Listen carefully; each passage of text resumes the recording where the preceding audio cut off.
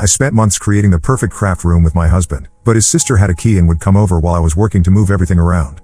She damaged my pottery projects and brought her own supplies to store in my space. I need to know if I handled this situation correctly because I'm starting to doubt myself. My husband thinks I was right, but his sister is making me feel like I'm the problem here. I'm Sarah, 28F, and my husband Jake, 30M, is a carpenter. We've been married for 3 years and live in a house that Jake renovated himself. About 6 months ago, I decided to turn our spare bedroom into a craft room. I do pottery, painting, and jewelry making as a hobby, and I'd been using the dining table for everything, which was getting messy and inconvenient. Jake was amazing about the whole project. He built custom shelving, installed proper lighting, and even created a ventilation system for my pottery wheel. We spent weeks planning every detail together. I wanted everything organized in a specific way so I could find my supplies easily. Jake understood this completely and helped me set up storage systems that made sense for my workflow. The room was finished about 4 months ago, and it became my sanctuary. I work from home as a freelance graphic designer, so having a dedicated creative space where I could switch between digital and hands-on work was incredible. Everything had its place, and I could actually focus on my projects without constantly cleaning up or searching for materials. Here's where the problem starts. Jake's sister Lisa, 32F, has always been what I'd call pushy. She means well, I think, but she has opinions about everything and isn't shy about sharing them. When Jake and I first got together, she made several comments about how I dressed and what I ate. Jake would usually change the subject or make a joke to deflect, but he never directly told her to stop. Lisa lives about 20 minutes away with her husband and 2 kids. She works part-time at a doctor's office and has been doing crafts longer than I have. She started with scrapbooking when her kids were babies and has since moved into card making, cross-stitch, and some light woodworking. She's actually quite good at what she does. When she first saw my craft room, she seemed impressed. She walked around looking at everything and asked lots of questions about my setup. I was happy to show her around because I was proud of what Jake and I had accomplished. She particularly liked the pottery wheel and asked if I'd teach her someday. But then the visits started happening more frequently. Lisa would drop by when Jake was at work, claiming she was in the neighborhood or had some free time between errands.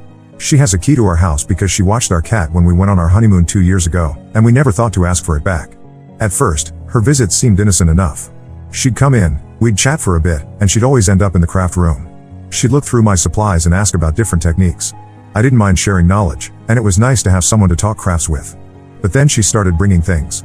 The first time, she brought a small basket she thought would look nice on one of my shelves. It didn't match my organizational system at all, but I thanked her and put it somewhere out of the way. Then she brought a lamp that she said would give me better light for detail work. The problem was, Jake had already installed perfect lighting, and this lamp just cluttered up my workspace.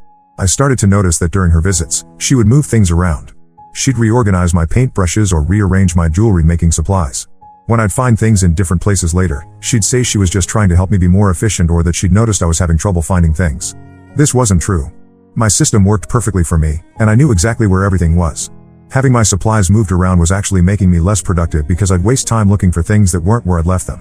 About 2 months ago, Lisa started bringing her own projects to work on in my craft room.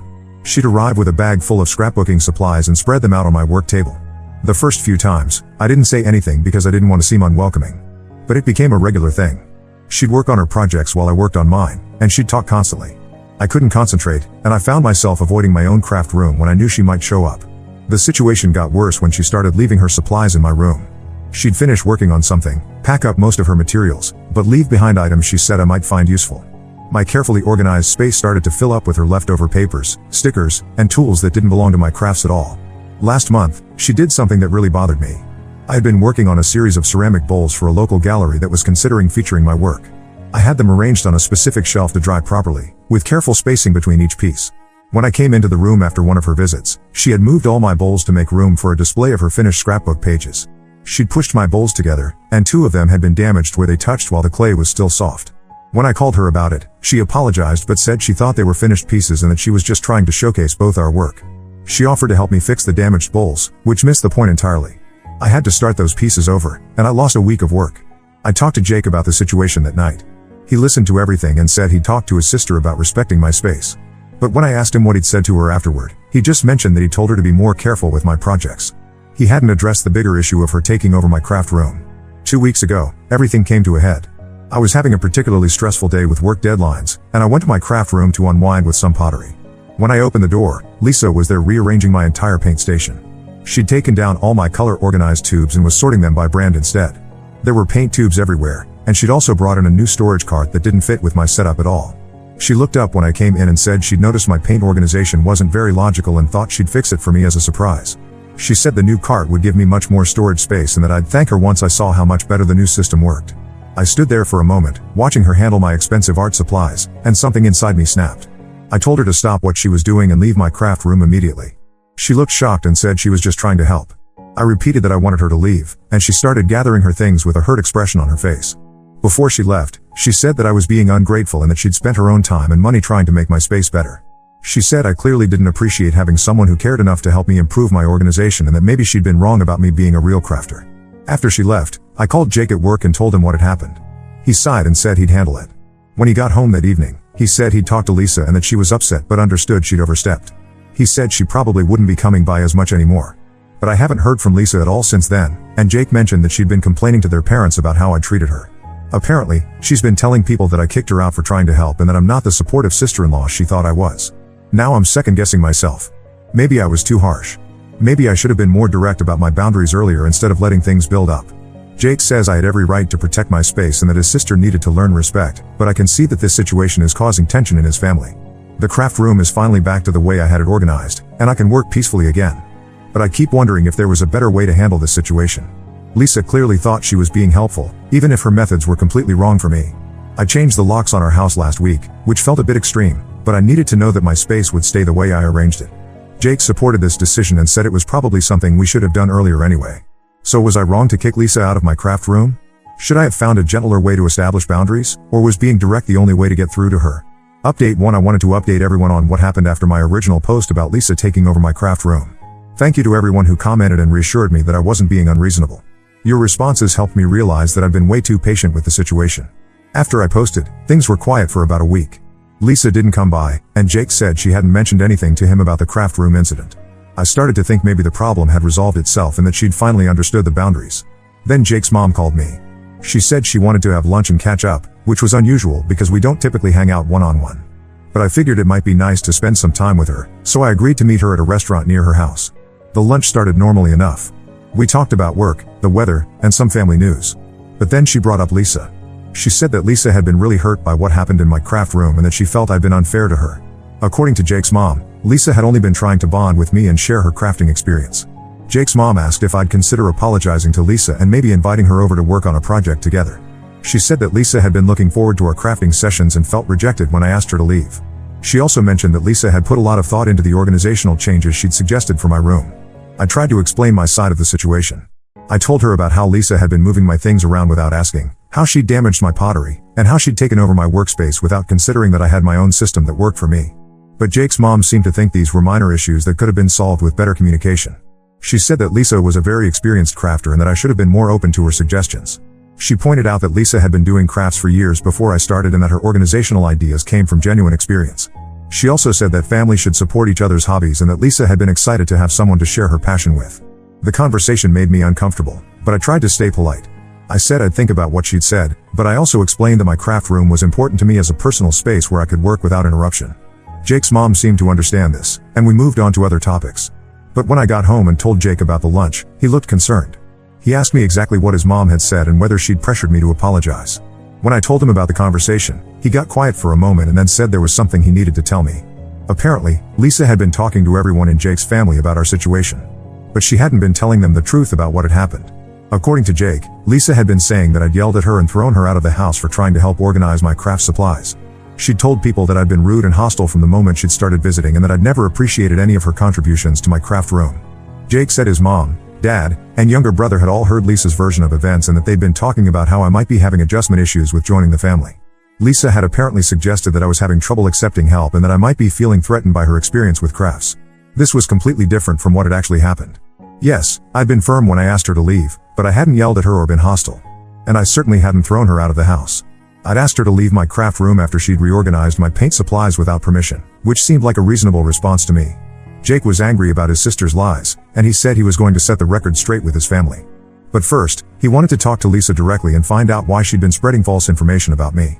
The next day, Jake called Lisa and asked her to come over so they could discuss what had happened. She agreed, probably thinking that he was going to ask me to apologize. When she arrived, Jake sat her down in the living room and told her he knew she'd been misrepresenting the craft room incident to their family. Lisa immediately became defensive. She said she hadn't lied about anything and that she'd only told people how I'd made her feel. She claimed that even though I hadn't technically yelled, my tone had been harsh and unwelcoming. She said the way I'd asked her to leave had made her feel like she wasn't wanted in our house at all. Jake asked her to explain why she'd been reorganizing my craft room without asking permission. Lisa said she'd thought I'd appreciate the help and that she'd noticed my organization system wasn't very efficient. She said she'd been trying to share her knowledge and experience to help me become a better crafter. This is where things got interesting. Jake asked Lisa to be more specific about what she'd been trying to improve in my craft room. As she started describing her changes, it became clear that she'd been trying to set up my space to work better for her own projects, not mine. The paint organization she'd changed was actually better suited for scrapbooking, where you might need to access many different colors quickly, rather than pottery and painting, where I typically work with a more limited palette per project. The storage cart she'd brought was designed for paper crafts, not for the heavier ceramics and paints I use. Jake pointed out these discrepancies to Lisa, and she admitted that she'd been hoping we could work on more projects together in the future. She said she'd thought that if my craft room was set up in a way that accommodated both our crafting styles, we could spend more time bonding over shared projects. But then Jake asked her why she hadn't discussed any of this with me first. Why hadn't she asked if I wanted to collaborate on projects or if I'd be interested in modifying my workspace? Lisa got quiet and finally admitted that she'd been worried I'd say no. She said she'd been excited to have another crafter in the family, but she'd gotten the impression that I preferred to work alone. She thought that if she could just show me how much better things could be with her organizational system and project ideas, I'd naturally want to work with her more often. Jake told Lisa that what she'd done was manipulate the situation instead of communicating honestly. He said that by changing my space without permission and then lying to their family about my reaction, she damaged any chance of us developing a genuine friendship around crafting. Lisa started to cry and said she'd never meant for things to get so complicated. She said she just wanted to be included and that she'd felt left out when Jake and I had worked together on setting up the craft room.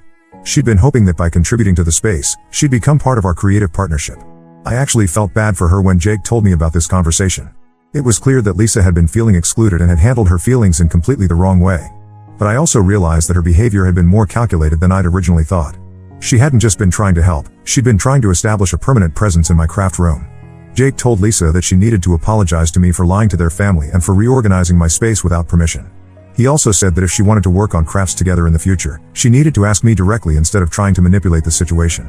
Lisa agreed to apologize, but she asked if she could do it in writing because she was embarrassed about how things had turned out. Jake said that was fine, but that she also needed to correct the false information she'd given to their parents and brother. 2 days later, I received a long text message from Lisa. She apologized for moving my craft supplies around and for not asking permission before making changes to my room.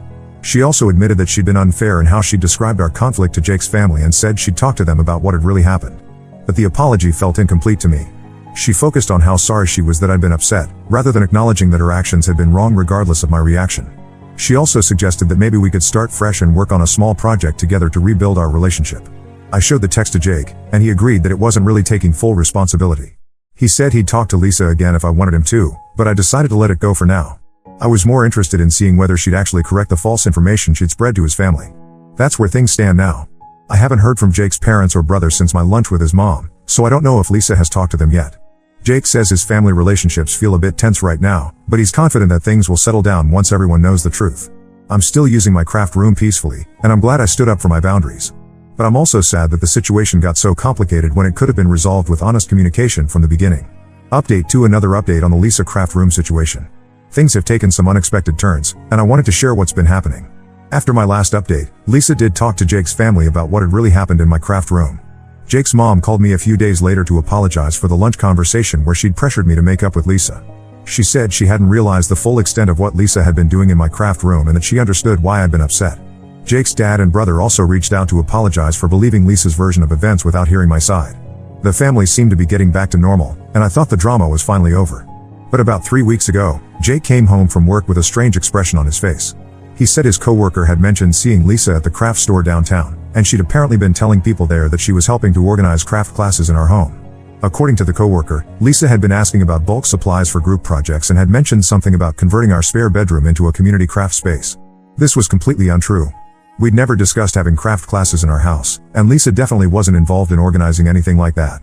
Jake and I were both confused about why she'd be spreading this information, so he decided to call her and ask what was going on.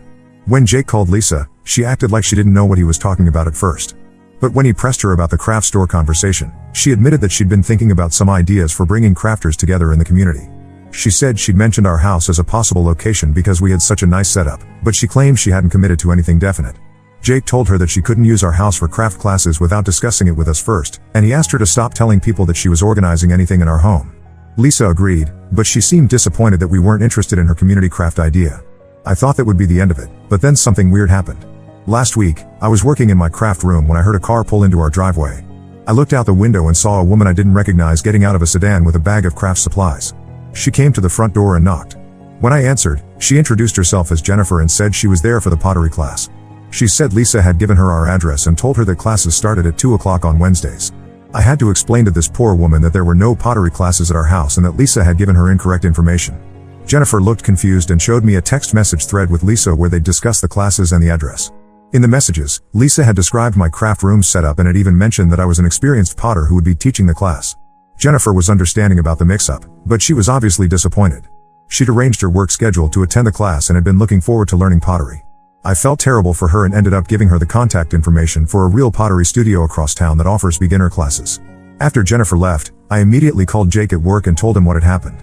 He was furious. He called Lisa right away and asked her to explain why she'd been scheduling pottery classes in our house without our knowledge or permission. Lisa's explanation was that she'd been trying to surprise me with a way to monetize my pottery skills. She said she'd noticed that I'd been working on pieces for the local gallery and thought I might be interested in teaching as a way to earn extra income. She'd apparently been talking to people at the craft store about gauging interest in pottery classes, and when several people expressed enthusiasm, she decided to set up a trial class to see how it went. She claimed she'd been planning to talk to me about it before the actual class happened, but she'd wanted to have everything organized first so she could present it as a complete opportunity.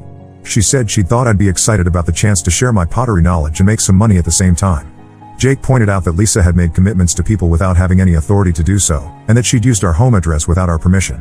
He told her she needed to contact everyone she'd promised classes to and explain that the classes weren't actually happening. Lisa got defensive and said she'd been trying to do something nice for me and that she didn't understand why we were always so negative about her ideas. She said that other families would be grateful to have someone thinking creatively about income opportunities, and that maybe we were too closed-minded to appreciate her entrepreneurial thinking.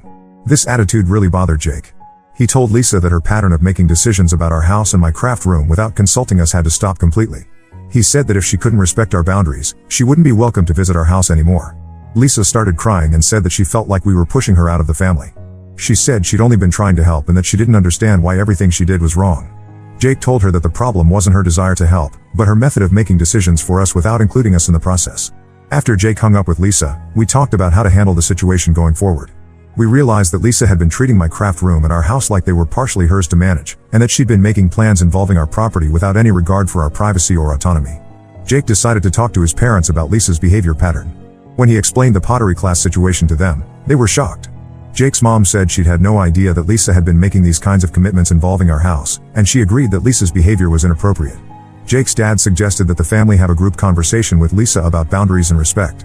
He said that Lisa might not realize how her actions were affecting us, and that a family discussion might help her understand the impact of her behavior. But Jake wasn't sure that Lisa would be receptive to a group conversation. He pointed out that she'd been defensive and tearful in their phone call, and that she seemed to view herself as a victim in the situation rather than acknowledging her role in creating the problems. We decided to wait and see if Lisa would follow through on contacting the people she'd promised pottery classes to. Jake told her she had until the end of the week to clean up the mess she'd created, or he'd start calling people himself to explain that the classes weren't authorized. It's been 4 days since the conversation, and we haven't heard anything from Lisa about whether she's contacted the people who were expecting pottery classes. Jake's planning to call her tomorrow to check in, and if she hasn't handled the situation, he's going to start making calls himself. I've been thinking about whether there's any way to salvage a relationship with Lisa, but I'm starting to realize that her behavior pattern might be more deeply ingrained than I originally thought. She seems to have trouble understanding that other people's homes and projects aren't hers to manage, even when the boundaries are clearly explained to her. The craft room is still my peaceful sanctuary, and I'm grateful that Jake has been so supportive throughout this whole situation. But I'm also sad that what started as a simple boundary issue has turned into such a complicated family drama. I'll update again once we know how Lisa handles the pottery class situation and whether Jake's family conversation idea moves forward. Update 3 Final update on the Lisa craft room saga. This situation has come to a conclusion, though not the one I was hoping for. After my last update, Jake called Lisa to check whether she'd contacted the people who were expecting pottery classes at our house. She hadn't done it. She told Jake she'd been too embarrassed to call them and ask him to handle it instead since he was the one who was making such a big deal about the situation. Jake spent an entire evening calling people and explaining that there had been a misunderstanding about pottery classes. Most people were understanding, but a few were annoyed because they'd rearranged their schedules or made childcare arrangements to attend. One woman had even bought clay and tools specifically for the class. Lisa's refusal to clean up her own mess was the final straw for Jake. He told his parents that he was done trying to work things out with his sister and that she wouldn't be welcome at our house anymore. He said that her pattern of creating problems and then expecting other people to fix them was something he couldn't tolerate anymore. Jake's parents tried to convince him to give Lisa another chance. They said she was going through a difficult time and that her behavior might improve if she had more support from the family. But Jake pointed out that Lisa had been given multiple chances to respect our boundaries and had chosen to ignore them each time. About 2 weeks ago, Lisa showed up at our house unannounced. Jake was at work, and I was in my craft room working on a commission piece when I heard knocking at the front door. When I looked through the peephole, I saw Lisa standing there with several bags and what looked like craft supplies. I didn't answer the door. After about 5 minutes of knocking, Lisa walked around to the back of the house and tried the back door. When that was locked too, she sat down on our back porch and started unpacking her bags. I could see through the window that she'd brought scrapbooking supplies and what looked like materials for setting up a workspace. I called Jake at work and told him what was happening. He left his job site immediately and came home. When he arrived, Lisa was still on the back porch with her supplies spread out around her. She'd apparently been planning to work on projects outside until someone came home and let her in. Jake asked Lisa what she was doing at our house. She said she'd been thinking about our conversation regarding the pottery classes and had realized that maybe she'd been going about things the wrong way. She said she'd brought her own supplies so she could work on projects without touching anything in my craft room, and she thought we could craft together in a way that respected my boundaries. Jake told Lisa that she couldn't just show up at our house without being invited and that sitting on our porch with craft supplies wasn't respecting our boundaries. He asked her to pack up her things and leave. Lisa started crying and said that she felt like Jake was choosing me over his own family. She said that before Jake got married, they'd been close, and that she'd never had problems with any of his previous girlfriends. She accused me of turning Jake against her and said that I was trying to isolate him from his family. This was completely unfair. Jake's relationship with his sister had changed because of her behavior, not because of any influence from me. I'd actually encouraged Jake to try to work things out with Lisa multiple times, even when her actions were affecting me directly. Jake told Lisa that her behavior was the problem, not me. He listed all the things she'd done: reorganizing my craft room without permission, lying to their family about what had happened, scheduling pottery classes in our house without asking, and now showing up uninvited with craft supplies. He said that each of these actions showed a pattern of not respecting other people's boundaries or property. Lisa packed up her supplies and left, but not before telling Jake that he'd regret choosing his wife over his sister. She said that marriages don't always last, but family is forever, and that someday he'd realize what he'd given up. After Lisa left, Jake called his parents and told them what had happened. His mom said she'd talked to Lisa about her behavior, but she also asked Jake to consider that Lisa might be struggling with mental health issues and that cutting her off completely might not be the best approach. Jake said he wasn't cutting Lisa off forever, but that he needed to see consistent changes in her behavior before he'd be comfortable having her at our house again. He said that Lisa could still be part of family gatherings at his parents' house, but that our home was off limits until she learned to respect boundaries. Jake's parents accepted this compromise, though they weren't happy about it. Jake's mom said she hoped we'd reconsider eventually, and Jake's dad said he understood why we needed space from Lisa but that he hoped the family could heal from this situation. It's been 2 weeks since Lisa's last visit, and we haven't heard from her since. Jake's parents have mentioned her a few times in phone calls, but they haven't pressured us to reconcile with her. Jake's brother has been supportive of our decision and has said that he'd noticed Lisa's boundary issues in other situations as well. My craft room remains my peaceful workspace, and I'm finally able to use it without worrying about unwanted interruptions or reorganization. Jake installed a security system last week, partially because of the Lisa situation but also because we'd been meaning to upgrade our home security anyway. I do feel sad about how things turned out with Lisa. I think she genuinely wanted to connect with me through crafting, but her approach was so controlling and disrespectful that it destroyed any chance of building a real friendship. I wish she'd been able to understand that relationships can't be forced through manipulation and boundary violations. Jake has been amazing throughout this entire situation. He consistently supported me while also trying to maintain his family relationships, and he never made me feel like I was being unreasonable for wanting to protect my personal space. I know it wasn't easy for him to set firm boundaries with his sister, but he recognized that Lisa's behavior was affecting our marriage and our home. The craft room project that started all of this has been incredibly successful. I've sold several pieces through the local gallery, and I've been able to take on more commission work because I have a dedicated space where I can focus. Sometimes I think about how different things might have been if Lisa had simply asked to learn pottery or suggested we work on a project together instead of trying to take over my space. But that's not what happened, and I've learned that some people can't or won't respect boundaries no matter how clearly they're communicated.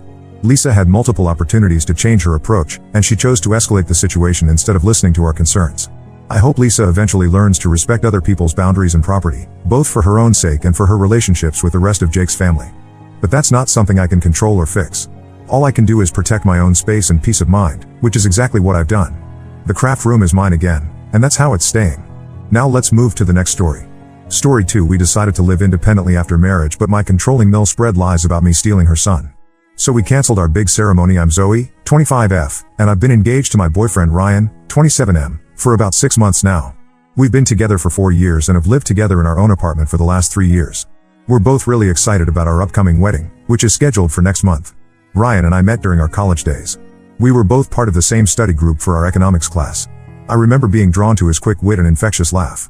We started as friends, often grabbing coffee after study sessions, but it didn't take long for us to realize there was something more between us. Our first date was at a local pizza place, where we ended up talking for hours, long after we'd finished eating. Ryan comes from a very close-knit family. His parents, David, 53M, and Karen, 50F, own a successful local bakery that's been in the family for 3 generations. The bakery, Sweet Memories, is known throughout our town for its delicious pastries and warm, welcoming atmosphere. Ryan grew up helping out at the bakery, and some of his fondest childhood memories are of kneading dough with his dad or decorating cookies with his mom. They live in a large house that's been in their family for generations. It's a beautiful Victorian-style home with a wraparound porch and a big backyard where they often host family barbecues in the summer. Ryan has 2 siblings, an older sister, Megan, 29F, who's married with a 2-year-old daughter, and a younger brother, Martin, 24M, who's still in college studying business with plans to eventually take over the family bakery. When Ryan and I first started dating, I got along great with his family. Karen was always warm and welcoming, often inviting me over for Sunday dinners and teaching me some of her secret family recipes. I enjoyed spending time with them during holidays and family gatherings. I come from a smaller family, it's just me and my parents, who live a few hours away, so I love the bustling energy of Ryan's large extended family. I have fond memories of my first Thanksgiving with Ryan's family. Karen went all out, cooking a feast that could have fed an army. Everyone pitched in. Megan made her famous green bean casserole, Martin was in charge of mashing the potatoes, and Ryan and I were tasked with making the pumpkin pies. It was chaotic and loud, with cousins, aunts, and uncles all crammed into the house, but it was also filled with laughter and love. I remember thinking how lucky Ryan was to have grown up in such a warm, loving environment. However, things started to change when we announced our engagement. Ryan proposed on our 3-year anniversary. He took me back to the pizza place where we had our first date, but this time, he had arranged for the owner, a family friend, to spell out "Will you marry me?" in pepperoni on our pizza. It was cheesy, pun intended, but perfect for us. We were on cloud 9 and couldn't wait to share the news with our families. My parents were thrilled, immediately offering their congratulations and support. Ryan's family seemed happy too, at first. Karen hugged us both tightly, and David broke out a bottle of champagne to celebrate. But as the evening wore on, I started to notice some tension. Karen kept making comments about how excited she was to have me officially join the family, and how nice it would be to have us around all the time. It wasn't until a few days later that we realized what was going on. Ryan and I were having dinner with his parents when Karen casually mentioned that she was thinking of redecorating Ryan's old room for us. We were confused at first, but then it dawned on us, they were assuming we would move into their family home after getting married. This came as a complete shock to both of us. We had never discussed this with them and had always planned on continuing to live in our own place. When we told them about our plans to stay in our apartment, Karen especially seemed upset and disappointed. She couldn't understand why we wouldn't want to live with them, insisting that it made the most sense financially and for the sake of family closeness. At first, it was just subtle hints and comments about how nice it would be to have us living there. Karen would mention how lonely the house felt with just her and David, or how much easier it would be for us to save money if we didn't have to pay rent. But as the wedding got closer, the pressure intensified. Karen started talking about how she was preparing Ryan's old room for us, buying new curtains and bedding. She talked about how excited she was to have us there, to be able to have breakfast together every morning and family dinners every night. We tried to gently remind her that we had our own place, but she just brushed it off, saying things like, "Oh, you'll change your mind once you see how nice it'll be." Things came to a head last week when we had dinner at Ryan's parents' house. It was supposed to be a nice family dinner to discuss some wedding details. Megan and her husband were there with their daughter, and Martin had come home from college for the weekend. Everything seemed fine at first, with everyone cooing over Megan's daughter and talking about Martin's classes. But then Karen brought up the topic again, asking when we planned to move our things over. When we firmly told her that we weren't moving in, she got visibly upset. The room fell silent, and I could feel everyone's eyes on us. David tried to calm her down, but she went on a long rant about family values and how we were abandoning them. Karen accused us of being selfish, saying that families should stick together and that by choosing to live on our own, we were rejecting them. She brought up how Megan and her husband lived there, how it had always been the plan for all her children to live in the family home. She even went as far as to say that if we really loved them, we wouldn't even think of living elsewhere. Ryan tried to explain that we loved them but valued our independence and privacy. He talked about how we had built a life together in our apartment, how we had our routines and our own space. He assured them that we would still visit often and be involved in family activities, but that we felt it was important for us to have our own home as we started our married life. Karen then turned to me and accused me of turning Ryan against his family. She said I was selfish for wanting to keep him away from them, that I clearly didn't understand the importance of family. I was shocked and hurt by her words, as I had always tried to be respectful and kind to them. I had never once suggested to Ryan that we shouldn't live with his family. It had always been a mutual decision. The dinner ended on a really sour note, with Karen refusing to speak to us for the rest of the evening. As we were leaving, David pulled Ryan aside and told him that he needed to think about his priorities and that they were very disappointed in us. Ryan was visibly shaken by this, and the drive home was silent, both of us lost in our thoughts. Since then, we've been getting daily calls and messages from various family members, all trying to convince us to change our minds. Megan, who lives at home with her husband and daughter, called to tell us how great it is to have family support and how we're making a mistake. She talked about how helpful it was to have her parents around to help with the baby, and how much money they were saving by not having to pay rent. Even Martin, who's away at college, sent us a long text about how we're breaking their mother's heart. He said that Karen had called him crying, saying that she felt like she was losing her son. Martin pleaded with us to reconsider, saying that he was planning to move back home after college and that it would be great if we were all there together. Ryan is really torn up about this. He loves his family and hates disappointing them, but he also wants to start our married life together in our own space. He's always been close to his family, especially his mom. Growing up, he and Karen had a special bond. She was always the one he went to for advice or comfort. To have her so upset with him now is really taking a toll on him. I'm feeling guilty and stressed, wondering if I'm the cause of this family rift. But at the same time, I don't think it's fair for them to expect us to give up our independence just because it's what they want. I keep thinking back to all the plans Ryan and I have made for our future, how we've talked about eventually buying our own house, maybe getting a dog. None of those plans involved living with his parents. We're getting married in just a few weeks, and this whole situation is casting a shadow over what should be a happy time. Ryan's parents are threatening not to attend the wedding if we don't agree to move in with them. They say that if we go through with this decision, it's a clear sign that we don't value family, and they won't support our marriage. We're both stressed and unsure of how to handle this without completely alienating his family. Ryan has tried talking to his dad one-on-one, hoping he might be more reasonable, but David just keeps saying that Karen is heartbroken and that as a husband, he has to stand by her.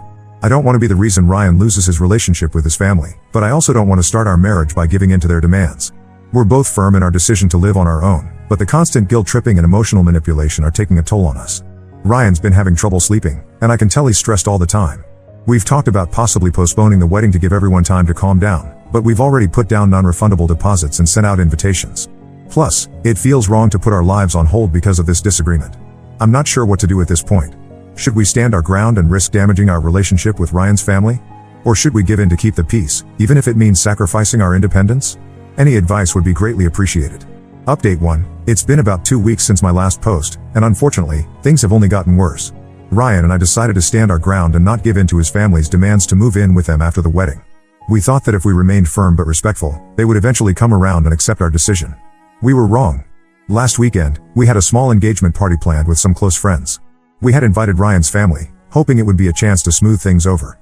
We spent days preparing for it, cleaning our apartment from top to bottom and cooking all of Ryan's family's favorite dishes. I even made Karen's famous apple pie, hoping it would be a peace offering of sorts. As the party time approached, we kept glancing at the door, hoping to see Ryan's family walk in. But as the hours ticked by, it became clear they weren't coming. None of them showed up. We later found out that Karen had organized a family dinner at the same time as our party, effectively forcing Ryan's siblings and extended family to choose sides. This really hurt Ryan. He had been trying to reach out to his parents and siblings all week, leaving voicemails and sending texts, but they either ignored him or sent short, cold responses. Seeing that they would go so far as to boycott our engagement party and turn the rest of the family against us was a huge blow. I remember the moment Ryan realized they weren't coming.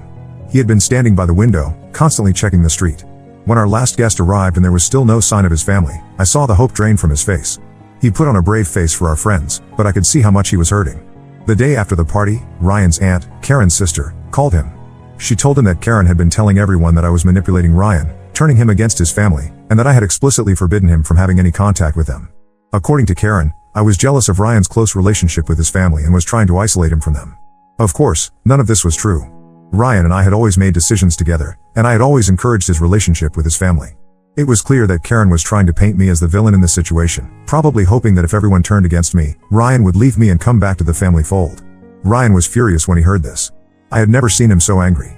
He immediately called his parents' house, determined to set the record straight.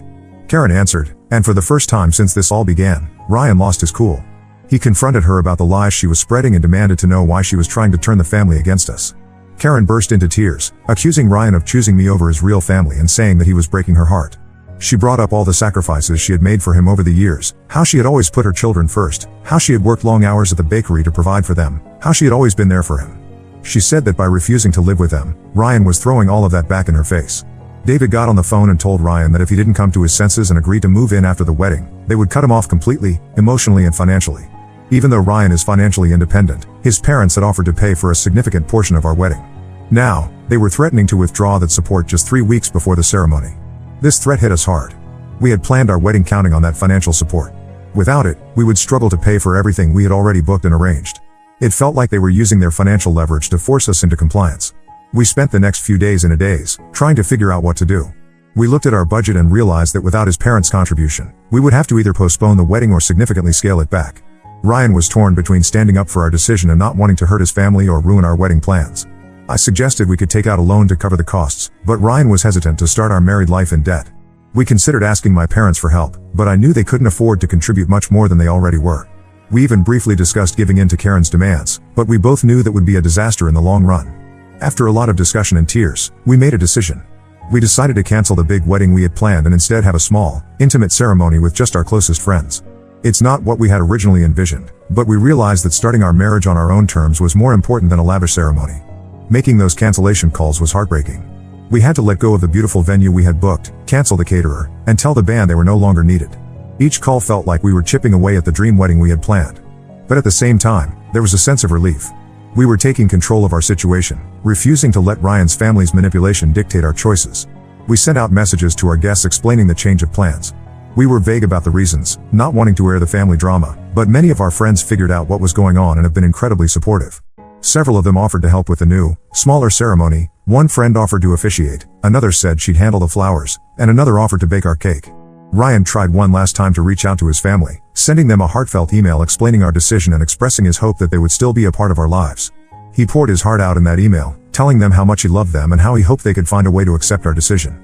He reassured them that us living separately didn't mean we were cutting them out of our lives, and that we still wanted them to be a big part of our future. So far, we haven't received any response. As for me, I'm struggling with feelings of guilt and anger. I know I'm not really to blame for this situation, but it's hard not to feel responsible for the rift in Ryan's family. I keep wondering if there was something I could have said or done differently to prevent things from getting this bad. At the same time, I'm angry at how manipulative and cruel they're being, especially Karen. It hurts to see how much pain they're causing Ryan, and I'm finding it hard to imagine ever having a good relationship with them again, even if they do come around. Ryan is putting on a brave face, but I know he's hurting deeply. He's started seeing a therapist to help him process everything that's happening. I can see how conflicted he is. On one hand, he's angry at his family's behavior and sure of our decision, but on the other hand, he misses them terribly and feels guilty for disappointing them. There are moments when I catch him looking at old family photos with a sad expression, and it breaks my heart. We're trying to focus on our love for each other and the life we're building together, but it's hard when this dark cloud is hanging over us. We're both having trouble sleeping, and there's a tension between us that wasn't there before. We're not fighting, but there's a heaviness in our interactions, a sadness that we can't seem to shake. Our new, smaller wedding is in just 2 weeks. We're both anxious about whether Ryan's family will make any last-minute attempts to disrupt it or if they'll maintain their silence. We've warned the few friends who will be attending about the situation, just in case Karen or anyone else tries to show up and cause a scene. It's sad that we even have to consider these things for what should be the happiest day of our lives. Either way, we're determined to go through with it and start our married life together, with or without their blessing. We know it won't be easy, but we're committed to supporting each other through this difficult time. We're hoping that once we're married and they see that we're happy and doing well on our own, maybe they'll come around. But we're also preparing ourselves for the possibility that this estrangement might be long-term or even permanent. I never imagined that planning our wedding would be like this. Instead of choosing flowers and tasting cakes, we're strategizing how to handle potential family drama and mourning the loss of relationships we thought would last a lifetime. But through it all, Ryan and I have grown closer. We're facing this challenge as a team, and I know that whatever happens, we'll get through it together. Update 2. It's been about a month since my last update, and a lot has happened. Our small, intimate wedding ceremony took place 2 weeks ago, and while it wasn't what we originally planned, it turned out to be a beautiful and meaningful day. In the days leading up to the wedding, we braced ourselves for potential drama from Ryan's family. We had nightmares about Karen showing up and causing a scene, or about receiving a cease and desist letter from a lawyer. The stress was taking its toll on both of us. Ryan was losing weight and I was breaking out in stress-induced hives. To our surprise, we received a text from Megan, Ryan's sister, 2 days before the ceremony. She said she and her husband wanted to come to the wedding and that she was sorry for how things had escalated. We were cautiously optimistic and told her we'd be happy to have them there, but we also warned her that if this was some kind of ploy orchestrated by Karen, we wouldn't hesitate to ask them to leave. On the day of the wedding, Megan and her husband showed up. It was a bit awkward at first, but they seemed genuinely happy to be there. Ryan was emotional seeing his sister, and they had a long, private conversation before the ceremony. Megan explained that she had started to see how manipulative their mother was being and that she didn't agree with how Ryan was being treated. She said Martin, their younger brother, felt the same way but was afraid to go against their parents. Megan shared some details about what had been happening at home. Apparently, Karen had become increasingly erratic, oscillating between bouts of tears and fits of rage. She had been calling Ryan's childhood friends, telling them not to attend the wedding. She had even gone so far as to call my workplace, trying to convince my boss that I was unstable and should be fired. Thankfully, my boss knew me well enough to dismiss Karen's claims. However, Ryan's parents and younger brother were noticeably absent. We later found out that Karen had forbidden Martin from attending and had apparently thrown a fit when she learned Megan was going. Despite this, we tried not to let it overshadow our day. The ceremony itself was lovely. We held it in a small, picturesque park near our apartment. Our close friends rallied around us, helping with everything from setting up chairs to taking photos. The intimate setting allowed us to really feel the love and support of those present. Ryan was emotional during his vows, and I could tell he was thinking about his absent family members, but he also seemed more certain than ever about our decision to start our life together on our own terms. After the ceremony, we had a small reception at our favorite local restaurant. The owner, who knew about our situation, had closed the place to other customers and decorated it beautifully for us. It wasn't the grand reception we had originally planned, but it was perfect in its own way. We danced, laughed, and celebrated with the people who truly cared about us. After the wedding, we went on a short honeymoon. It was a much-needed break from all the drama, and it gave us time to reflect on everything that had happened and to start planning our future. We spent long hours talking about what we wanted our life together to look like, how we would handle future interactions with Ryan's family, and how we could build our own traditions and support system. When we returned, we found out that Karen had escalated her campaign against us. She had apparently been posting on social media about how her son had abandoned the family and how I had stolen him away. She shared old family photos with captions about how happy they used to be before I came along. Some extended family members and family friends had been reaching out to Ryan, concerned about what they were hearing. Ryan decided it was time to set the record straight. He wrote a long, detailed post explaining our side of the story, how we had always planned to live independently, how his parents had tried to manipulate us into moving in with them, and how they had ultimately chosen to cut us off when we didn't comply with their demands. He was respectful but firm, making it clear that while he loved his family, their behavior had been unacceptable. The response to Ryan's post was overwhelming. Many family friends and even some extended family members reached out to offer their support. They shared stories of how Karen had tried to control their lives too, and how they had struggled with setting boundaries with her. It was eye-opening for Ryan to realize that this wasn't just about us, but part of a larger pattern of behavior. Megan called us a few days after Ryan's post went up. She said that Karen was furious about the post and had been ranting about taking legal action for defamation. We're not too worried about that, as everything Ryan said was true, but it's still stressful to think about. On a more positive note, Megan said that Martin had read the post and it had really opened his eyes to the situation. He's still living at home while finishing college, so he's in a tough position, but he sent Ryan a supportive text.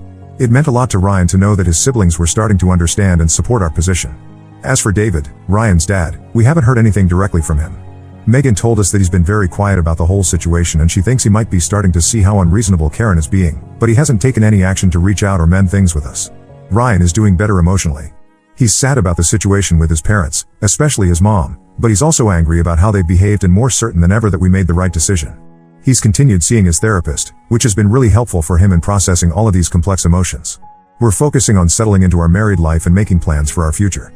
We've talked about possibly moving to a new city for a fresh start, away from all this drama. Nothing's decided yet, but it's something we're seriously considering. The idea of building a life somewhere new, where we're not constantly worried about running into Ryan's parents or dealing with the fallout from this situation, is appealing. For now, we're taking things one day at a time. We're grateful for the support we've received from friends and some family members, and we're committed to building a life together based on mutual respect and independence. It's not the start to married life we imagined, but we're facing it together, and that's what matters most. Update 3. It's been about 2 months since my last update, and I wanted to share some significant developments in our situation. Shortly after my last post, we received an unexpected visit from David, Ryan's father. He came to our apartment one evening, looking tired and apologetic. He said he had finally stood up to Karen and told her that her behavior was unacceptable. Apparently, this led to a huge argument between them, and David had been staying with a friend for the past week. David apologized profusely for not intervening sooner and for allowing Karen's manipulative behavior to go on for so long. He admitted that he had always known it was wrong but had found it easier to go along with her demands than to confront her. Ryan was emotional during this conversation, expressing both his hurt at David's previous inaction and his appreciation for him finally taking a stand. We learned from David that Karen's behavior had been escalating. She had been calling and harassing our wedding guests who had attended our ceremony, accusing them of betraying the family. She had also shown up at Megan's house and created a scene when Megan refused to cut ties with us. This had apparently been the last straw for David. David told us that he was seriously considering separation from Karen if she didn't agree to seek professional help for her behavior. He asked for our forgiveness and expressed hope that we could rebuild our relationship, though he understood if we needed time. Ryan was cautiously optimistic about reconnecting with his father, but we both agreed that we needed to take things slow. We made it clear to David that while we appreciated his apology, we wouldn't consider any reconciliation with Karen unless she took responsibility for her actions and got help. A week after David's visit, we received a call from Martin. He told us that the situation at home had become unbearable. Karen's behavior had become increasingly erratic, and he no longer felt comfortable living there. He asked if he could stay with us for a while until he figured out his next steps. We agreed, happy to be able to support Ryan's younger brother. Having Martin stay with us has been a positive experience. He's opened up about the toxic environment at home and how Karen's controlling behavior had affected him throughout his life. It's been healing for Ryan to connect with his brother and to know that he's not alone in his experiences. As for Karen, we haven't had any direct contact with her. We've heard through Megan that she's still angry and blaming everyone else for the situation. David is proceeding with a trial separation and has encouraged her to seek therapy, but so far, she's refused. This whole experience has been a roller coaster of emotions, but Ryan and I feel stronger as a couple. We've had to navigate some really tough decisions and stand firm in our boundaries, which has ultimately brought us closer together. We've decided to put our plans to move to a new city on hold for now. With Martin staying with us and the possibility of rebuilding relationships with some family members, we feel it's important to stay nearby for the time being.